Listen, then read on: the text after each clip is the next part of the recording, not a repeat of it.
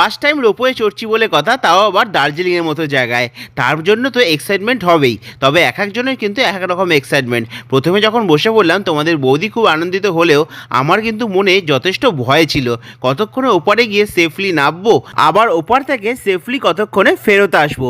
যতক্ষণ না আসছি মনের ভেতরে কিন্তু ভয়টা থেকেই যাবে। তবে এই সমস্ত কিছুর মধ্যে যখন আমাদের রোপওয়েটা ছেড়ে দিল, বিশ্বাস করো কিছুটা এগিয়ে আসার পর ওপর থেকে পুরো শহরটায় কিন্তু দেখতে খুবই ভালো লাগছিল। আর এই কনকনে ঠান্ডার মধ্যে ওপর থেকে চা বাগানের এই সুন্দর দৃশ্য এবং তার সাথে এত সুন্দর পাহাড়ি আমেজ ছিল কিন্তু আমাদের জন্য আর এক উপরি পাওনা। তবে ওই যে যতই এত সুন্দর ভিউ দেখি না কেন, মনের মধ্যে সেই ভয় তো আছেই। ঠিক যখন ওই পারে নামছি এমন একটা ঝাঁকুনি দিয়ে উঠলো, আমরা তো দুজনে পুরো চমকেই গেছিলাম। যাক বাবা, ভগবানের ইচ্ছা আর কিছু হয়নি। চলো আজকের মতো এইটুকুই। ওখানে গিয়ে কি কি করলাম সেটা নিয়ে আসছি পরের পার্টে। দেখতে হলে সাবস্ক্রাইব ফর মোর।